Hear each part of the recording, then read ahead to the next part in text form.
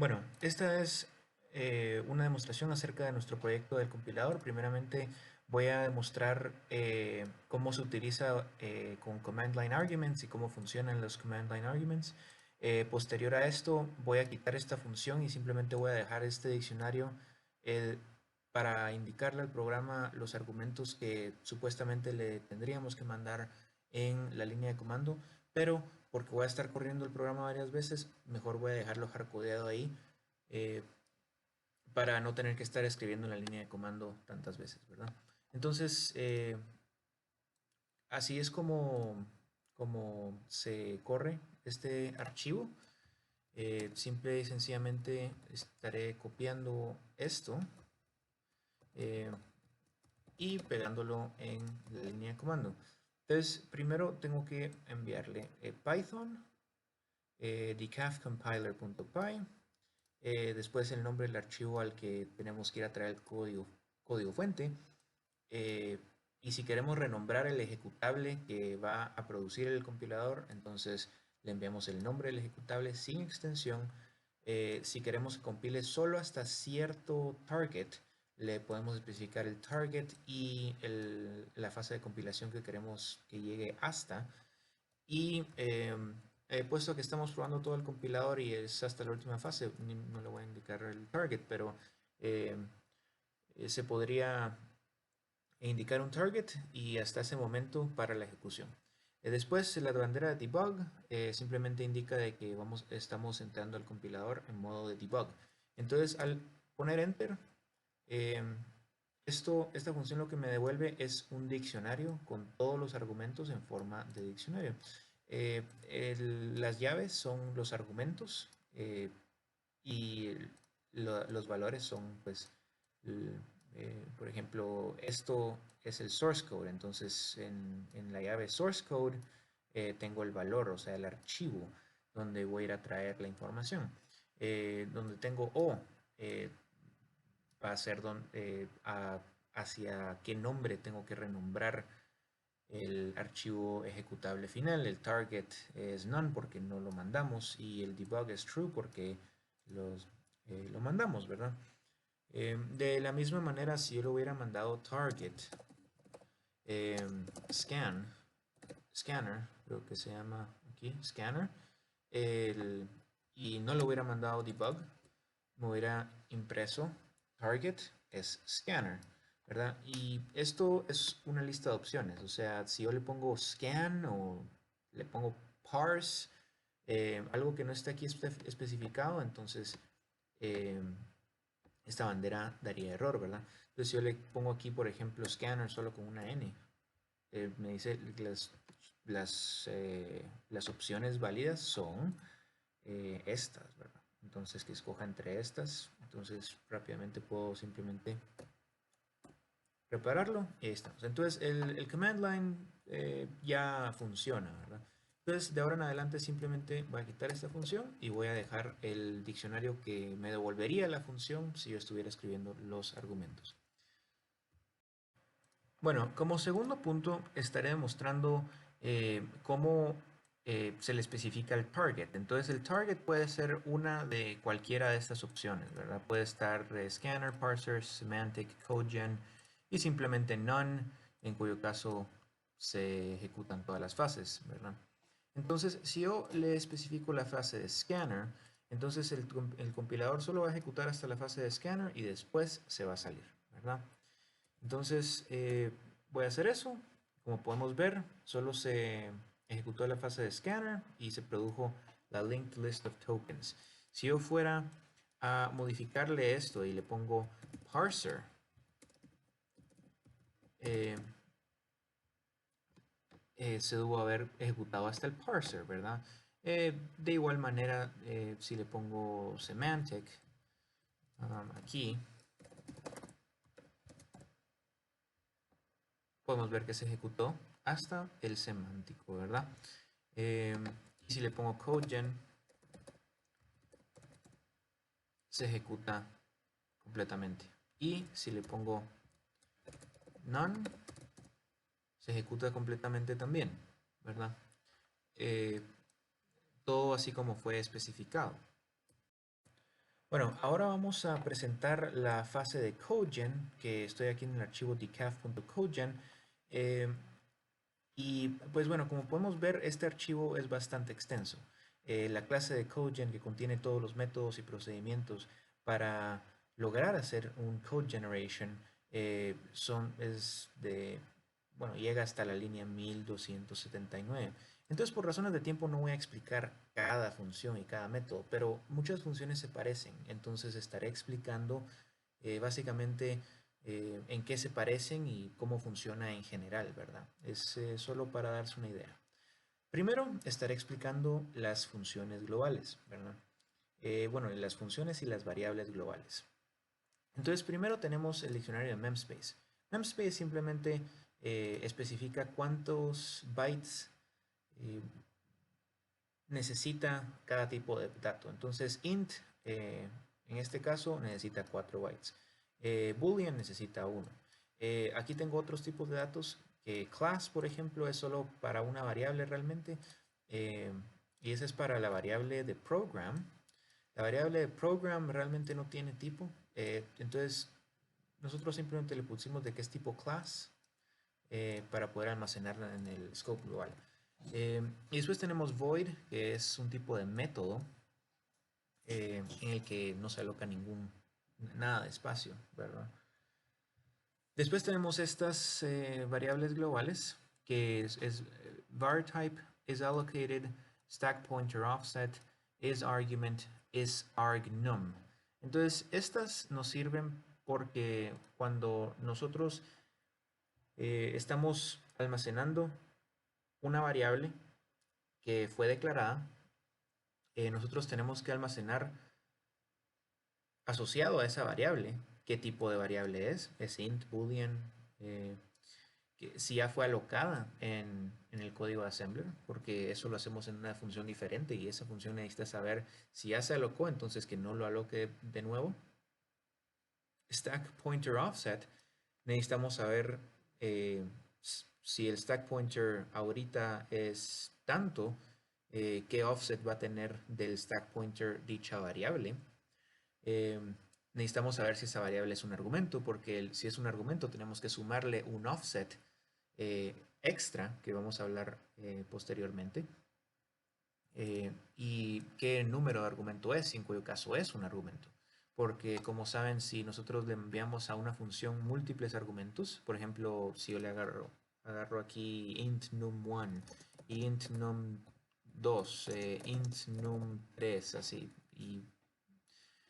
eh, y continúo, eh, tenemos que saber qué, qué orden lleva.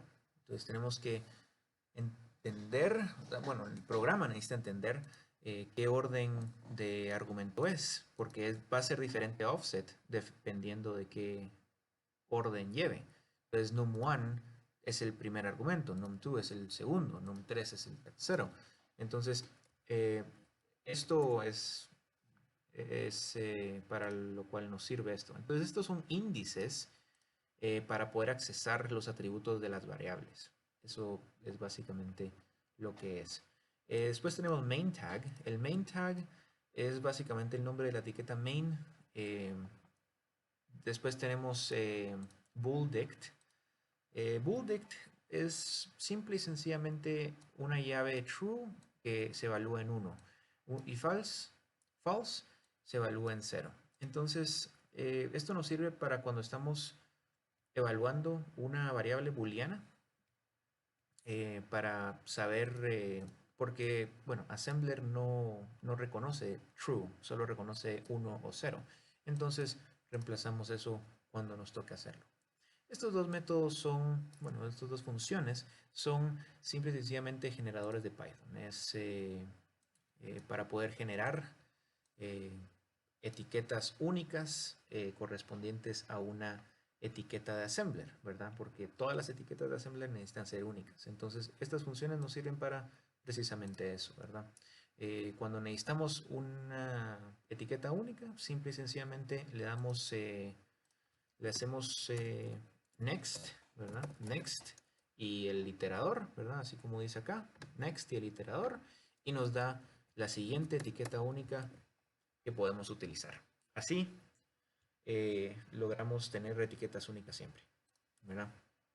Este Tags Generator es un diccionario que contiene las etiquetas que corresponden a cada operación. Entonces, hay operaciones que necesitan 3 etiquetas, otras que necesitan 2, otras que solo tienen una, y en cuyo caso esta etiqueta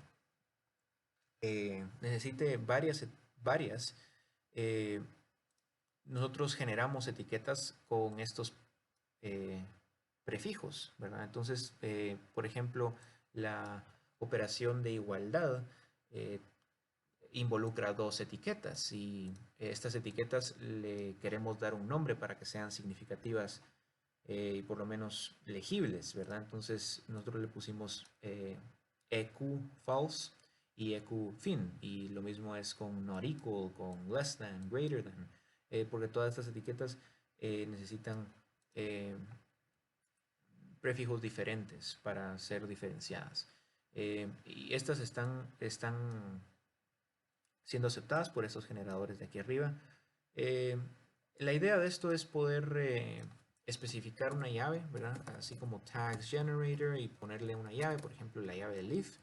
Y si yo necesito una etiqueta única, simplemente le pongo next y if retorna 3 etiquetas, entonces le puedo poner tag 1, tag 2, tag 3 es igual a esto. Entonces aquí ya tengo mis 3 etiquetas únicas. Esto va a cobrar valor posteriormente cuando esté explicando para qué nos sirve esto. Después tenemos temp reg dict, que es un diccionario de registros, los registros temporales, ¿verdad? Es un diccionario con 2 llaves. La primera es la llave de vacante y la segunda es la llave de ocupada. Y los valores de ambas llaves son sets. Entonces, cómo funciona esto es de que todos los registros que estén en este set de la llave vacante los podemos utilizar sin problema. Cuando estemos utilizando uno, vamos a agarrar el que estamos utilizando y lo vamos a poner en, eh, en ocupado. Y cuando dejemos de utilizarlo, es nuestra responsabilidad retornar este registro a marcarlo como vacante, porque de lo contrario, pues hay un registro que nunca eh, se marca como vacante y entonces ya no podemos usarlo en el resto de la ejecución del programa. Eh, Después tenemos esta función que se llama CodeGen Standard Error. Esta función nos sirve solo para imprimir el error que se dio y en qué método se dio, accediendo al stack frame stack y agarrando el penúltimo, ¿verdad? Porque este sería el último, la penúltima función de plano fue la que dio error. Y después hacemos un exit. Intended print y intended exit es simplemente las funciones print y exit, solo que las renombramos porque estas las estábamos usando mucho para debuguear, entonces cuando las queríamos quitar, a veces terminábamos quitando funciones de print que sí queríamos, entonces mejor decidimos que cuando los prints queríamos que quedara ahí, les íbamos a poner intended print y cuando los exits queríamos que estuvieran ahí, entonces les íbamos a poner intended exit. Entonces después cuando le dábamos, cuando buscábamos las funciones print y exit para poder quitarlas, no quitábamos accidentalmente un print ni un exit que de hecho sí debería de estar ahí, ¿verdad? La siguiente es CodeGen Warning. Este CodeGen Warning al finalizar el programa solo chequea que los registros temporales que en esta llave no haya nada. O sea, al final del programa no tiene que haber ningún registro ocupado. Todos tienen que estar vacantes. Si hay uno ocupado, significa que en alguna función no estamos liberando dicho registro después de utilizarlo. Entonces nos permite ir y debuguear ciertas funciones para componer y poder liberar el registro para poder ser utilizado eh, según sea necesario. Después esta instruction simplemente formatea el número de tabs, después la instrucción de assembler y después un new line. Es básicamente eso porque Anteriormente estábamos metiendo los new tabs hardcodeados en cada instrucción, entonces queríamos una forma de hacerlo más fácil y pues menos, menos inclinada hacia el error. Después, estas dos funciones, Occupy Registers y Unoccupy Registers, sirven para ocupar o desocupar registros, ¿verdad? Unoccupy Registers simplemente hace pop al Temp Register Dictionary de las llaves vacantes y almacena el item que fue popped en esta variable. Después tenemos que marcarla como ocupada y retornamos la variable que ahora está ocupada. Si por alguna razón la longitud del temporary dictionary en vacantes, o sea, si no hay registros temporales que podamos utilizar, entonces tiramos un error que no podemos usar registros para computar la operación requerida. Esto hace exactamente lo opuesto que la función de arriba, simplemente remueve el registro de el área de ocupado y lo agrega a el área vacante. Si no encuentra el registro, entonces tiramos un error porque estamos seguramente usando un registro que fue marcado como vacante, entonces seguramente es un error en el código. Y por último, esta es la última función global, es Method Name Generator, es básicamente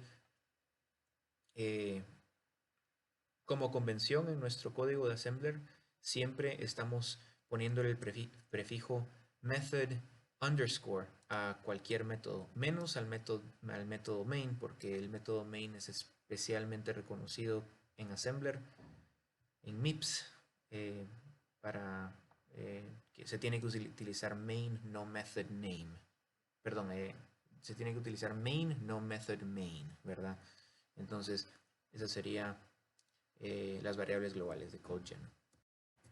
Ok, ahora estaré explicando la clase de CodeGen. Es una clase bastante larga, entonces estaré explicando primero qué hace cada atributo de forma bastante rápida.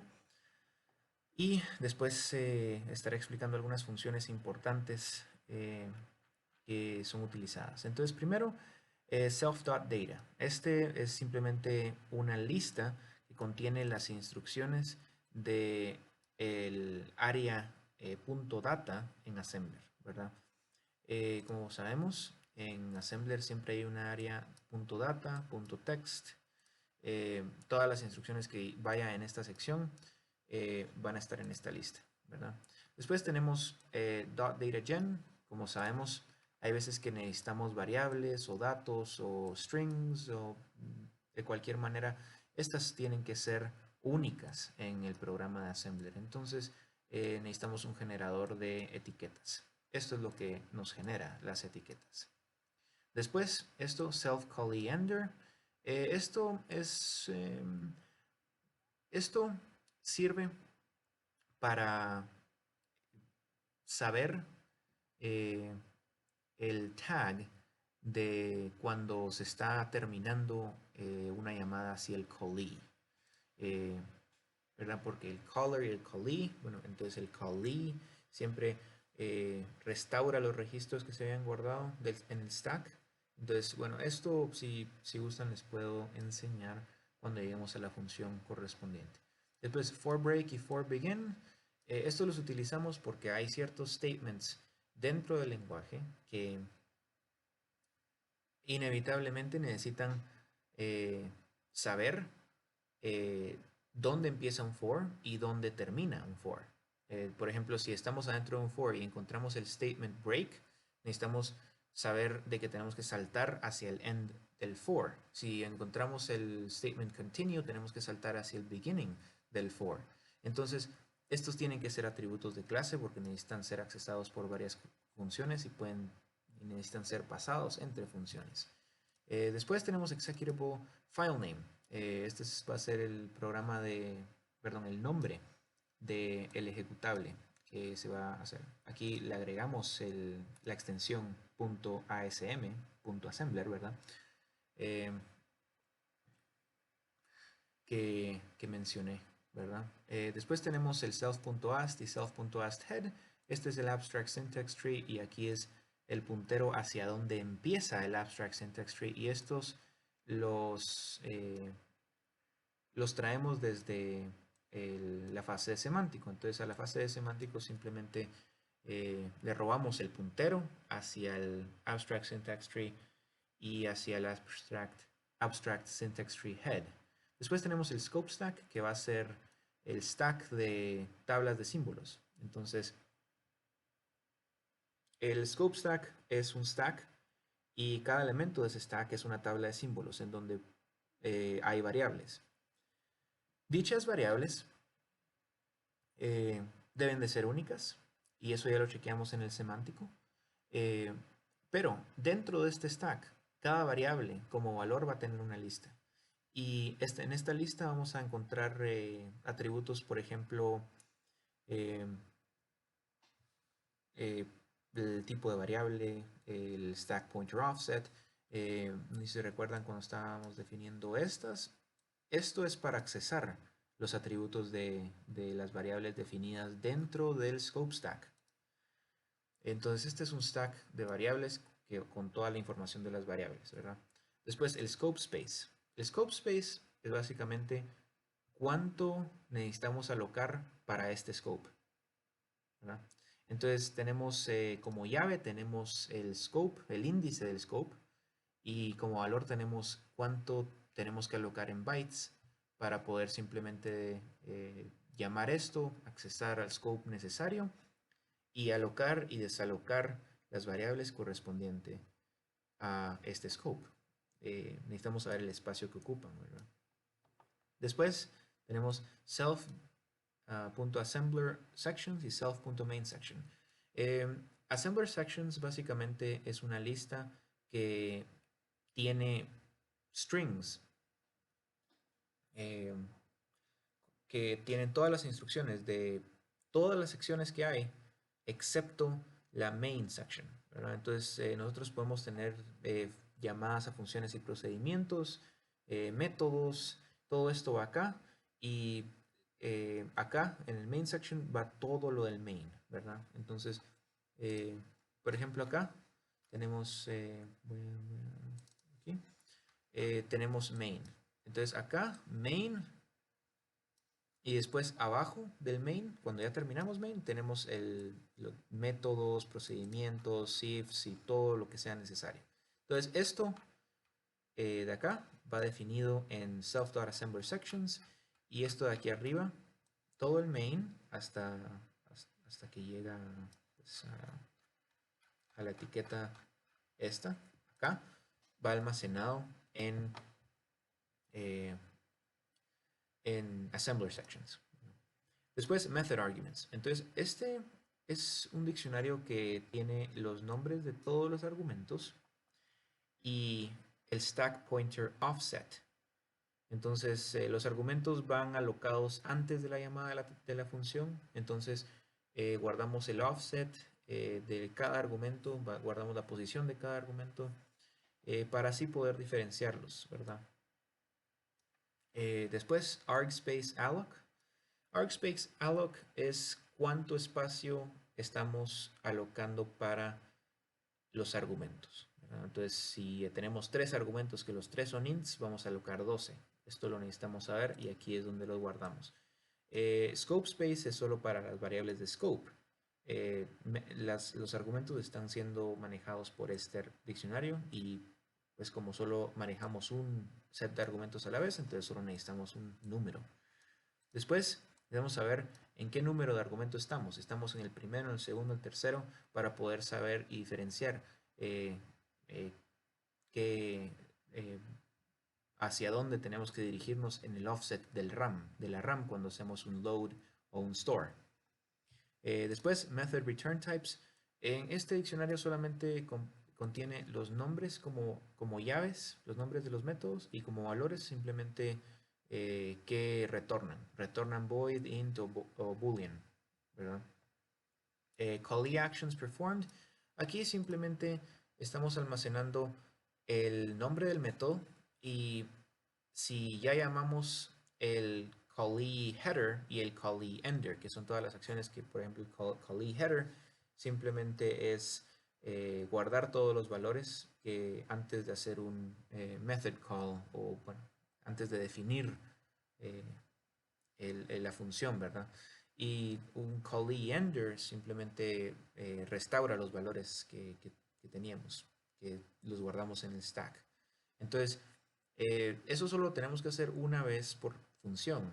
Y entonces para asegurar que solo lo hacemos una vez, entonces cuando lo hacemos, eh, guardamos el método y si ya hicimos el callee actions performed, entonces eh, registramos que ya hicimos el callee header y si ya hicimos el callee ender, registramos que ya lo hicimos. Así, si por alguna razón llamamos a esa función dos veces, eh, la llamada queda nula y no agrega dos veces el callee ender o el callee header.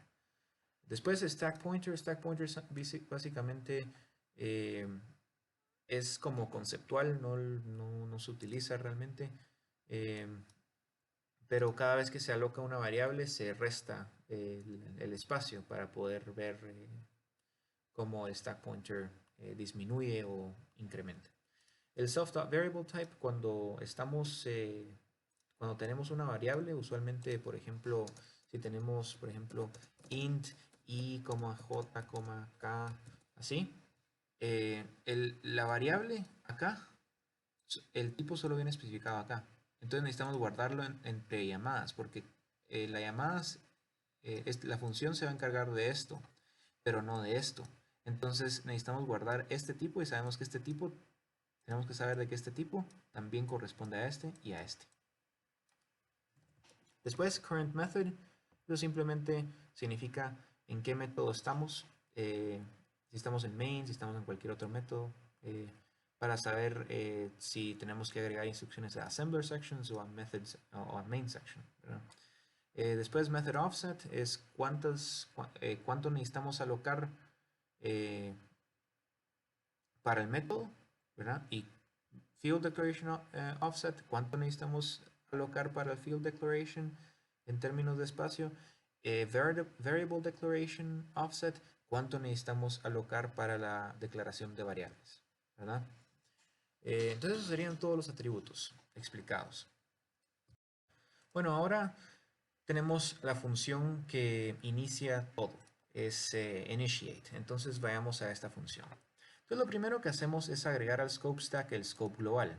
Entonces esto simplemente es agregar un diccionario. Después tenemos que registrar de que el espacio alocado hasta el momento de este scope es 0, ¿verdad? Porque no hemos visto ninguna variable, tenemos que asumir que es 0.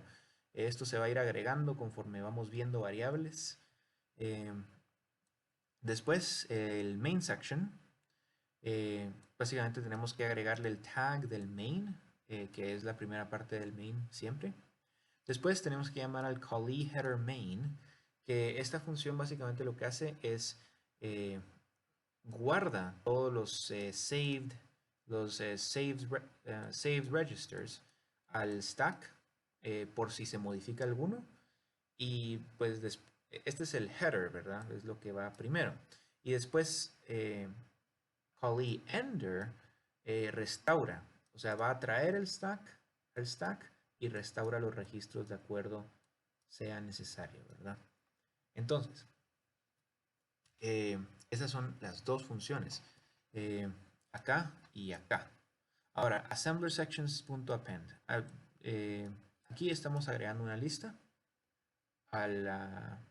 porque assembler sections es una lista de listas, ¿verdad? Es aquí una lista que tiene una lista dentro, una lista dentro, una lista dentro, y cada una de estas listas representa un método, o sea, las instrucciones de un método. Entonces, estamos agregando que no hemos visto ningún método, entonces le tenemos que hardcodear aquí de que hay por lo menos un método para que cuando accesemos podemos agregarle a una lista interior. Después llamamos a traverse, que ahorita lo voy a explicar, pero antes solo voy a explicar estas dos. estas tres. Self.data tenemos que agregar la instrucción de .text porque como siempre en Assembler se debe de agregar el .text antes del main, ¿verdad?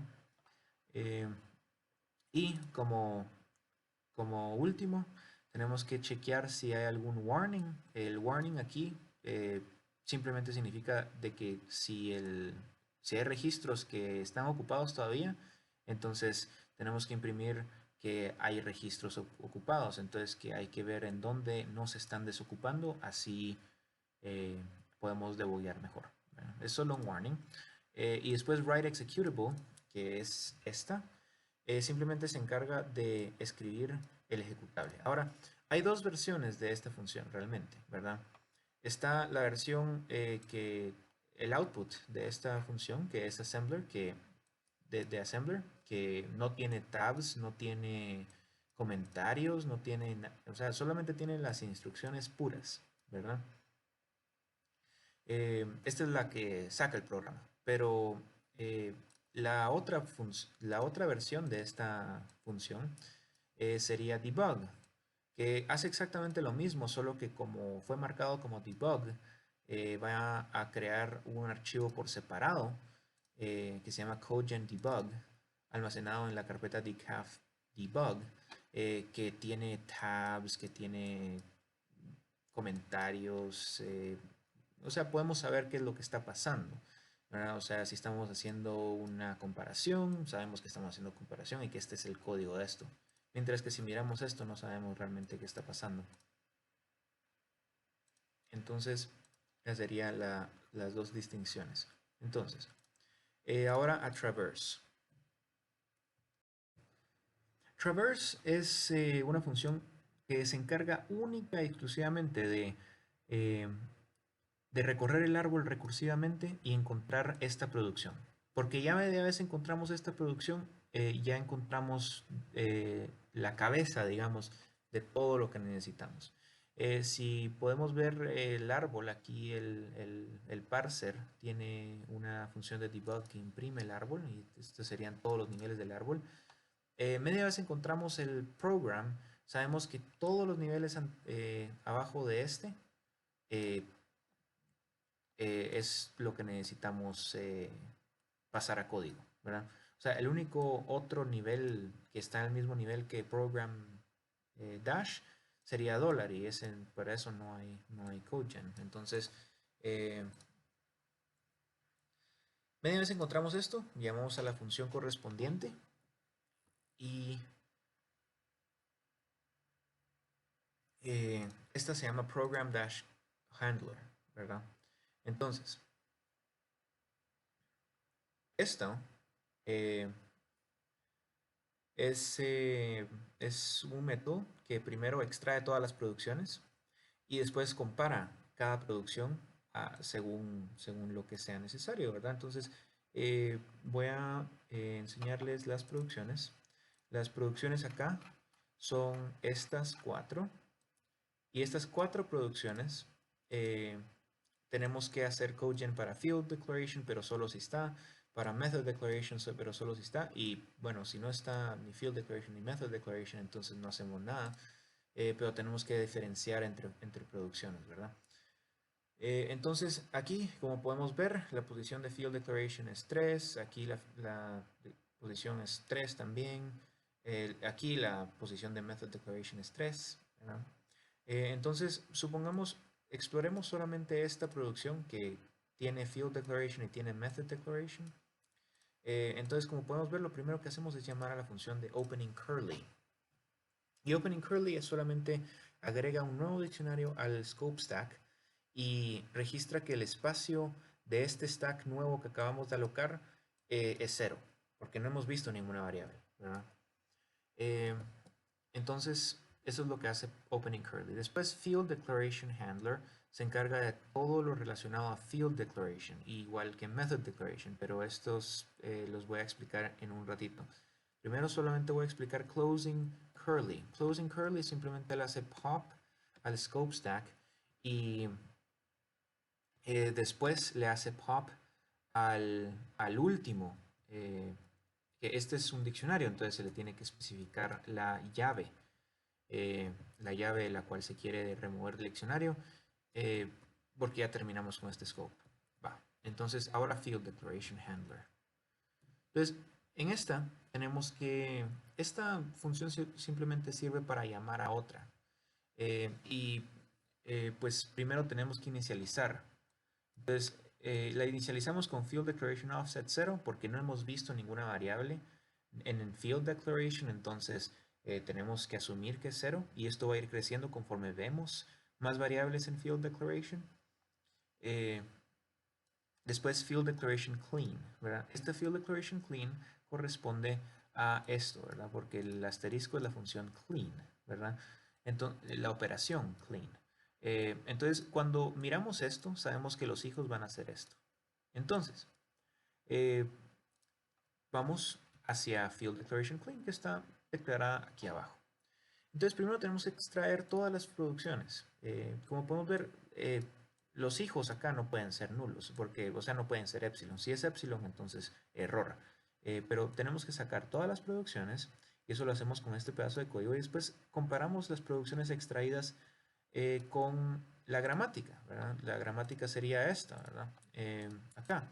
Entonces, si es una producción de este tipo, entonces hacemos esto. Y si no, pues entonces error, no se pudo identificar la producción. Entonces lo primero que hacemos es agarramos el atributo de varType y agarramos el tipo de variable, ¿verdad? Porque ya sabemos de que acá el hijo de este nodo, ¿verdad? Si vamos acá al árbol, el hijo de este nodo en nivel 4 va a ser un tipo, ya sea int o boolean, ¿verdad? Entonces nosotros vamos a ir al siguiente nivel del árbol y vamos a agarrar qué tipo es. La vamos a almacenar acá. Ahora después estos dos son no terminales, entonces llamamos a la función correspondiente de field declaration, ¿verdad? Entonces field declaration que está acá abajo, ¿verdad? Entonces field declaration hacemos lo mismo, extraemos las producciones, las comparamos. Aquí tenemos un ID, entonces una ID necesita ser agregada al scope y le agregamos al field declaration offset el espacio del tipo de este ID, ¿verdad? Y lo mismo hacemos con esto. La única diferencia es que aquí saltamos a variable ArrayList, que es simplemente otra función que hace algo similar, que está definida aquí abajo. Agarramos el variable offset y le agregamos 1, etc. Entonces vamos a regresar donde estábamos. Field Declaration Auxiliary es casi lo mismo que Field Declaration, solo que llamamos a estos dos de nuevo. Field Declaration acá, vamos a llamar a esta misma función, o sea, estamos como produciendo una recursión aquí, ¿verdad? Esto sería para Field Declaration. Después vamos a regresar a no Traverse, sino que a Program Dash, ahí estamos. Ahora Method Declaration Handler. Entonces Method Declaration Handler va a llamar a Method Clean. ¿Verdad? Method Clean está definido acá. Method Clean. Y Method Clean tiene dos producciones aceptadas. Estas dos. Y estas vamos a primero inicializar el method offset a 0 y vamos a extraer todas las producciones. Entonces la producción es esta o esta, ¿verdad? Y si es esta, la única diferencia entre esta y esta es de que esta no tiene argumentos y esta sí. Entonces van a hacer exactamente lo mismo, solo que esta va a llamar a otra función que se llama methodargs. Pues primero vamos a extraer el method name. Esto lo hacemos de la misma manera que extraemos type. Después vamos a registrar como atributo de clase de que estamos adentro del método especificado acá. Ahora, si el método no es main, eso significa que tenemos que agregarle al assembler section una nueva lista, ¿verdad? Porque estamos en un nuevo procedimiento. Y después tenemos que agregarle una instrucción a esta lista que indique el nombre del procedimiento, ¿verdad? El nombre del procedimiento aquí, si es main, va a ser simplemente main, y si no es main, va a ser method y después el nombre del método especificado en el source code. Después tenemos que almacenar el return type de este método. Tenemos una función acá que simplemente nos retorna qué tipo es. Después vamos a inicializar argsNum porque ahorita tenemos que asumir de que tenemos 0 argumentos. Hasta que miremos uno, le vamos agregando eh, a, a la lista de argumentos y saltamos a esta función de method args. Method args, extraemos las producciones, comparamos y si es esta, pues entonces hacemos esto, ¿verdad? Agarramos el tipo, eh, agarramos el nombre del argumento y después le damos append bueno, usando este método, le damos append con todos los atributos necesarios, el argname, el tipo de variable, si ya fue alocada, si el stack pointer offset, que es el stack pointer offset, y después tenemos que agregarle al stack pointer, perdón, al method offset, que en este caso es el stack pointer offset, la cantidad de espacio alocada, ¿verdad? Esta función hace lo mismo, llamando a methodargs, que sería una llamada recursiva, y después llamando a methodargs dash, que hace exactamente lo mismo, solo que esta producción empieza con coma. Entonces, simplemente es exactamente lo mismo que acá. Entonces, voy a ahorrarme explicar esto de nuevo, porque sería repitiéndome. Después que terminamos,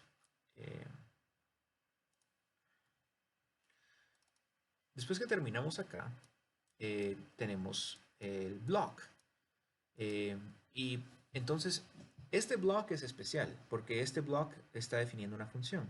Y si un block define una función, entonces tenemos que agregarle las instrucciones de callee header y el callee ender. Entonces, y este es el atributo callee ender. Ese es el tag de callee ender porque en nuestro assembler nosotros siempre tenemos una etiqueta que, que pues termina la función. Porque hay veces de que tenemos, por ejemplo, acá, if return. Entonces return significa que tenemos que saltar al callee ender y ya no ejecutar nada de estas instrucciones. Entonces para eso lo utilizamos. Block. Block es una función muy extensa, es un método muy extenso, pero la idea es básicamente la misma. Agarro las producciones, comparo, bueno, no es extensa en sí, pero variable declaration y statement clean, esas son las que son realmente extensas. Opening curly ya vimos que solamente agrega un diccionario y declaramos que el variable offset es 0 porque no hemos visto variables y después saltamos a la función de variable declaration clean. La función de variable declaration clean funciona de la misma manera. Agarramos las producciones, comparamos y después llamamos a la función variable declaration. Variable declaration, traemos las producciones, comparamos, almacenamos el tipo, almacenamos el nombre, agregamos la variable al scope, agregamos el offset que va a tener la variable y esta producción simplemente permite de que esto se repita solo que con una coma. Entonces haría lo mismo. Y pues eso sería todo variable declaration. Después en statement clean, esta es la función que realmente es bastante extensa. Vamos a, misma idea, extraer las producciones, compararlas y después llamar a estas dos funciones. Bueno, entonces en la función statement clean extraigo las producciones, comparo. Entonces aquí tengo que llamar a otra función porque básicamente por cada no terminal tenemos una función que se encarga de ello, ¿verdad? Entonces vamos a llamar a statement. Statement está aquí abajo. Esta es una función bastante extensa. Tiene muchas cosas. Entonces voy a ir algo rapidito acá. Primero, extraigo producciones. Comparo. Si es un assignment statement, entonces llamo assignment statement. Y ahorita voy a explicar en un ratito. Lo mismo hago con method call. method call, estas dos son bastante extensas, igual. Entonces, estaré explicando mejor if y for. Entonces, if sabemos la posición de if, expression, block y else block. Y tenemos unas constantes acá, ¿verdad? Primero tenemos que saber evaluar esta expresión. Entonces, nosotros tenemos ya un método que hace esta evaluación de esta expresión. Y lo que retorna este método es el registro en el cual se encuentra la respuesta a la expresión evaluada acá, ¿verdad? Entonces, ya una vez tenemos este registro de este método, lo voy a explicar después junto con method call y assignment.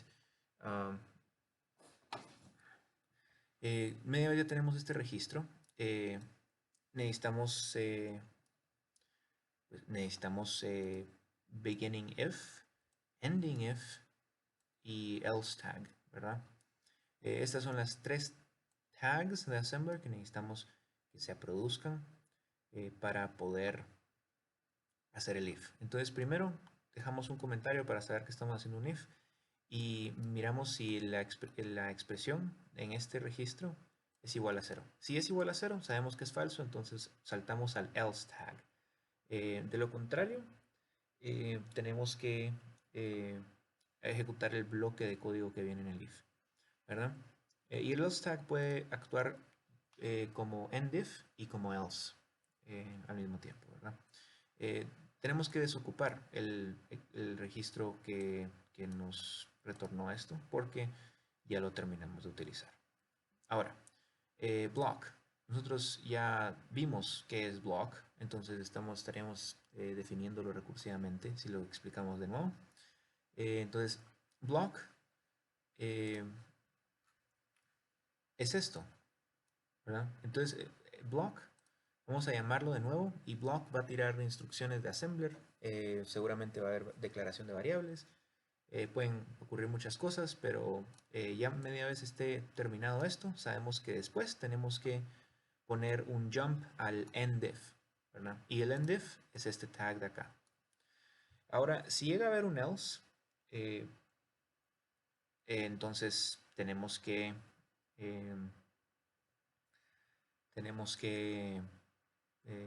aquí empieza el else primero que todo, y después si hay un else block, porque este puede ser epsilon, puede que no haya un else. Si no hay un else block, entonces sencillamente esto se ignora, ¿verdad? Esta función hace, si esto es epsilon, entonces no hace nada. Y de lo contrario, pues llama a las funciones correspondientes y después de que se ejecuta el else block, saltamos al final. Este sería el final y ya podemos salir del if. Entonces, eso sería un if. El for viene siendo casi algo similar, ¿verdad? Y hacemos la llamada assignment statement que no hemos explicado, pero que vamos a explicar posteriormente. Tenemos los atributos de clase de forBegin y forBreak, que son tags de generadores, autogeneradas, ¿verdad? Tenemos que definir el forBegin, tenemos que decir, bueno, tenemos que evaluar la expresión. Si la expresión es falsa, entonces tenemos que salirnos del for. Y si es verdadera, pues entonces continuamos, desocupamos, hacemos el block, hacemos el assignment statement y pues por último saltamos al for begin, si en cuyo caso sea el caso, y si no, pues tenemos el exit, que cuando se cumple, pues tenemos el exit, ¿verdad? La función return simplemente hace jump al callee ender, porque terminó la función, tenemos que saltar, recuperar los registros y salirnos de la función.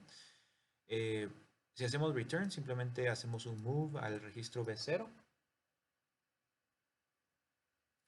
Después tenemos un jump al callee ender, porque terminó la función, igual que acá. Y desocupamos, ¿verdad? Siempre desocupamos los registros que estamos usando. El break simplemente como ya tenemos el atributo de clase y ya estamos adentro de un for, simplemente decimos que tenemos que jump hacia afuera del for. Es un continuo, simplemente tenemos que ir hacia el inicio de la iteración.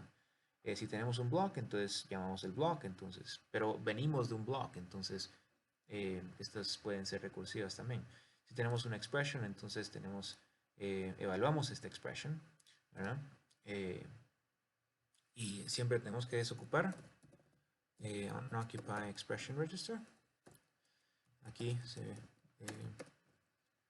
aquí en vivo me olvidó en esta desocupar. Y después estas dos que eran extra, el proyecto no requería print var ni print string en assembler, pero igual los hicimos porque se nos va a facilitar en el demo. Entonces print string y print var solo son algunas instrucciones de assembler. Voy a rápidamente enseñar. Son estas instrucciones.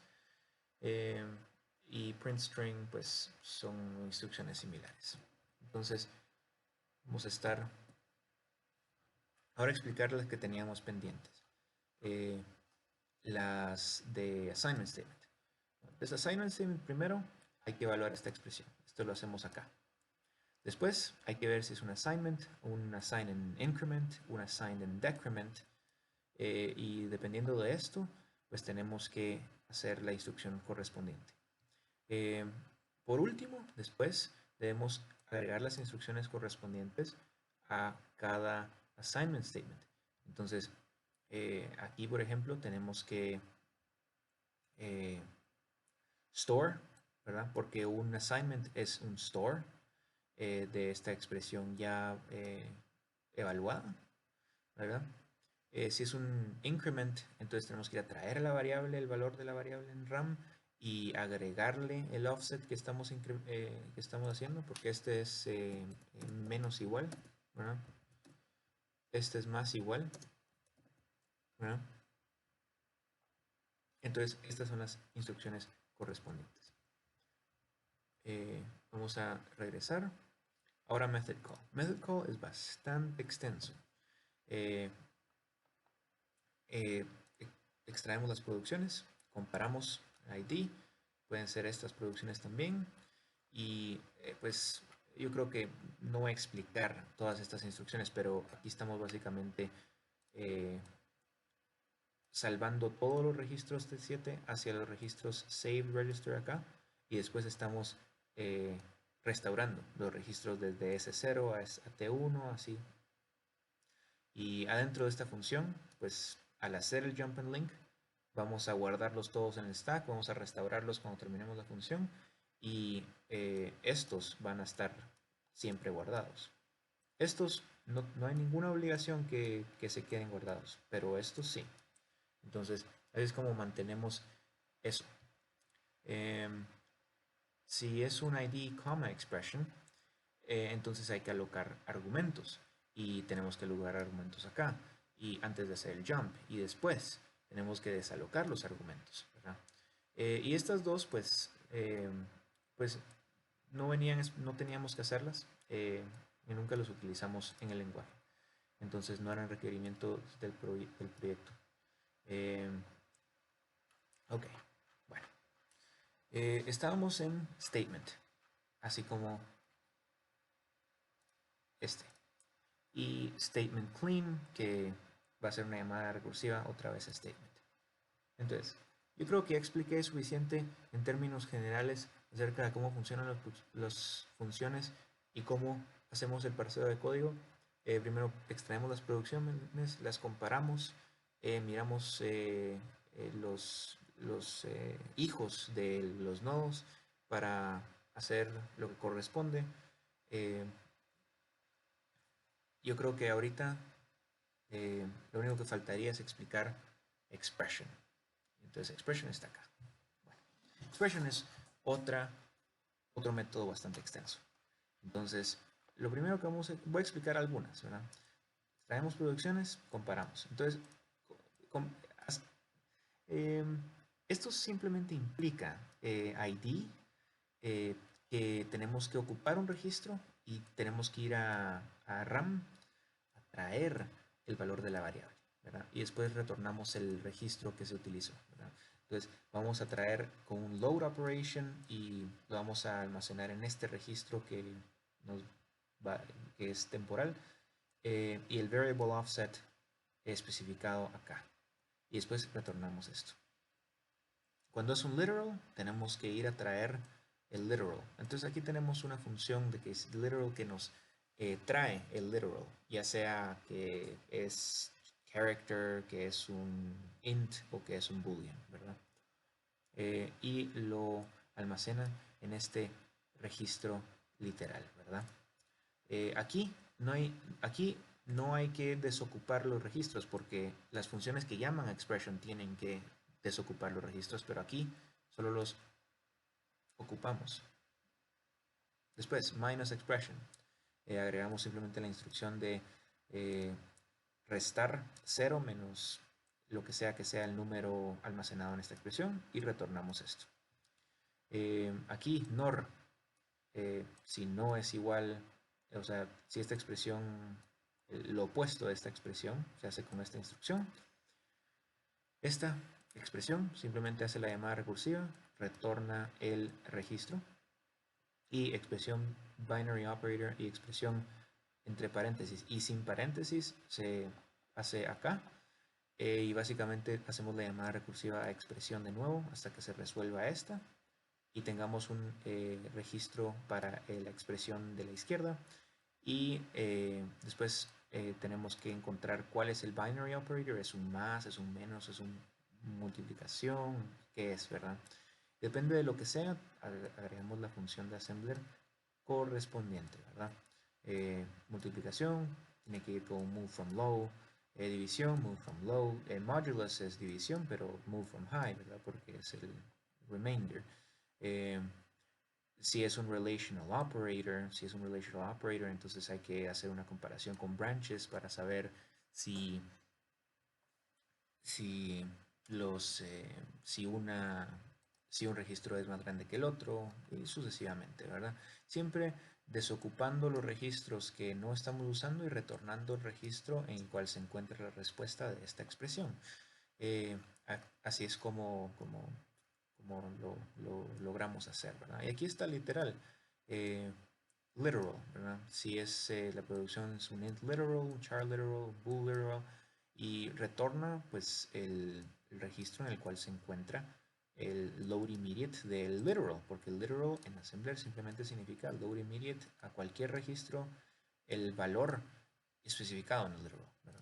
Entonces, yo creo que ahí estaríamos en términos generales. Por supuesto que faltan algunas producciones de sed explicadas, eh, pero en términos generales es eso.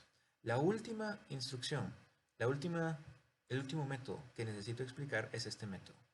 Este método de strip comments. Este agarra una instrucción de assembler y pues remueve los comentarios. O sea, deja la instrucción tal y como se vería en assembler, sin comentarios y sin tabs.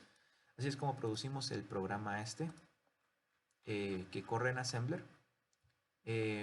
Pero esta la utilizamos en write executable.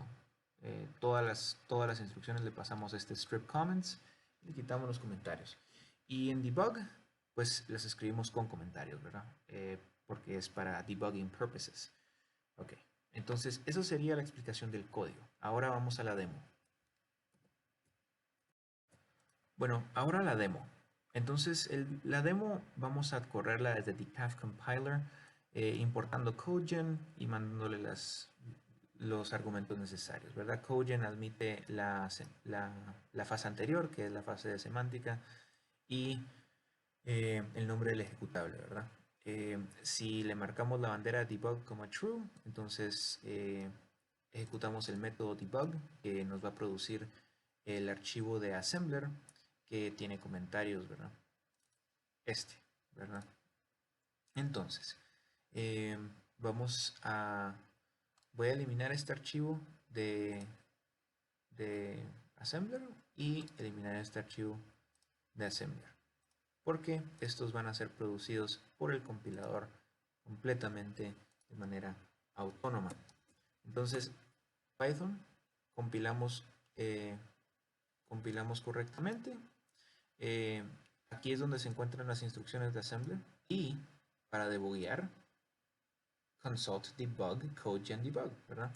Entonces voy a abrir ese que está acá, y el código fuente es este. Ahorita lo voy a explicar, pero antes solo quiero que vean que se produjo todo este assembler a partir del código fuente. Entonces, la primera demo va a ser la demo de recursión. Ahora, recursión era extra en el proyecto, eh, pero lo logramos incluir. Entonces, aquí tenemos una función recursiva. Tenemos, llamamos a la función sum desde main, y al meterse a la función sum, miramos de que hay una llamada a la función sum de nuevo, con el argumento -1, ¿verdad? Entonces, aquí cualquier parámetro que le pongamos, le podemos poner 56, le podemos poner 15. Aquí solamente para que no haya tanto output, le voy a poner 4 o 5, ¿verdad? Y esto debería imprimir primero arrived at base case y después el resto de instrucciones. Esto es head recursion, entonces así es como debería de comportarse.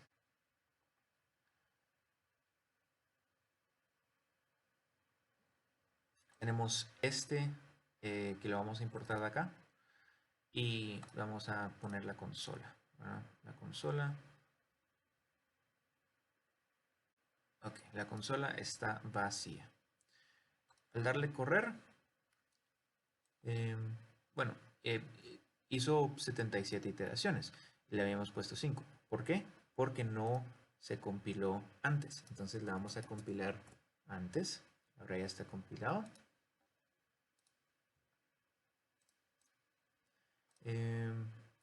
Y vamos a cargar de nuevo el archivo. Y la consola está vacía. Acá. ¿Cuántos hizo? 4, ¿verdad? De 0 a 5, ¿verdad? Primero tomó el base case y después hizo el resto de instrucciones, ¿verdad? Por supuesto, de manera invertida.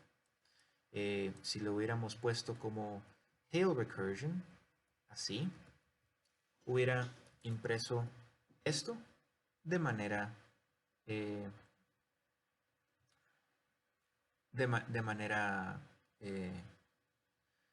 como 4, 3, 2, 1, 0.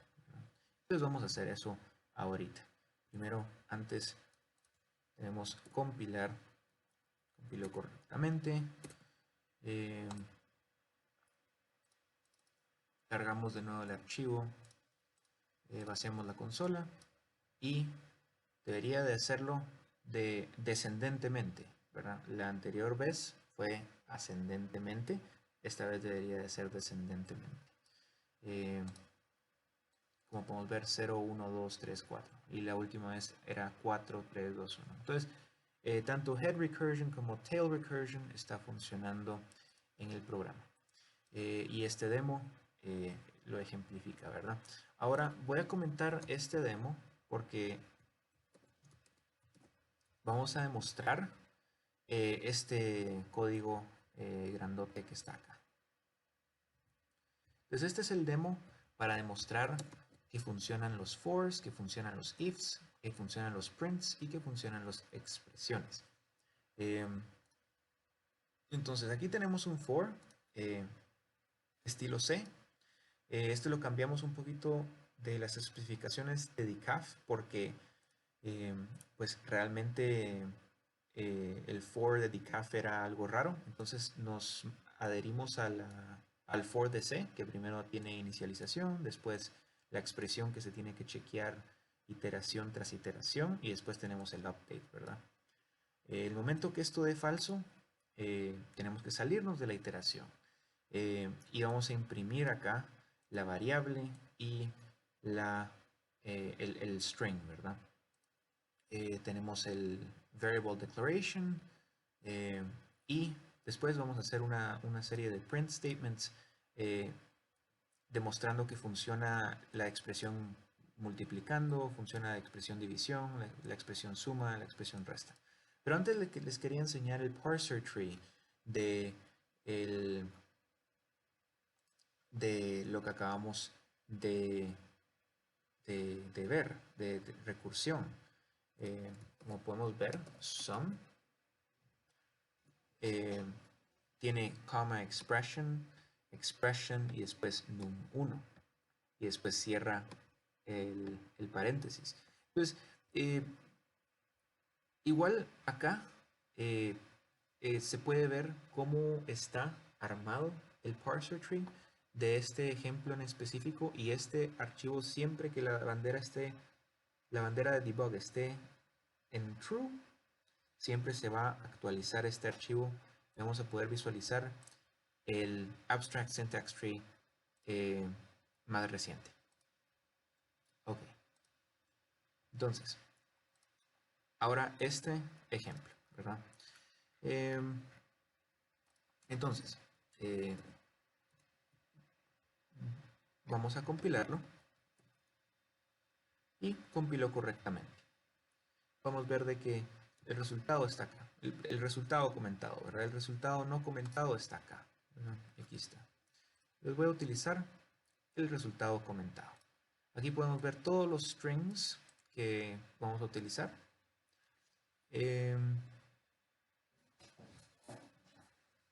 Podemos ver todos los, que aquí empieza el for, aquí estamos inicializando el registro de i, ¿verdad?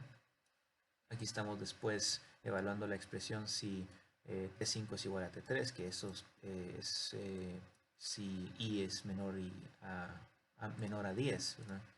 Si i es menor a 10, aquí T3 es 10. Tenemos las etiquetas que por si es falso. Si es falso, ejecutamos esto. El resultado está almacenado en T5, y si en T5 es 0, entonces terminamos el for porque la expresión dio falso.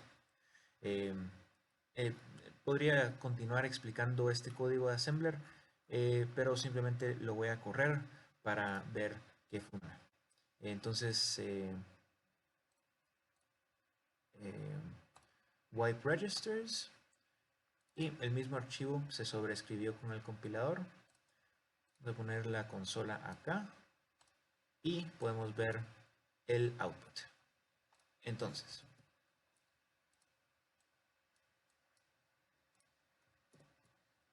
como podemos ver, el source code tenía el for, y el for se tenía que repetir ¿cuántas veces? 10 veces, ¿verdad? Se repitió 10 veces exactamente, de 0 a 9.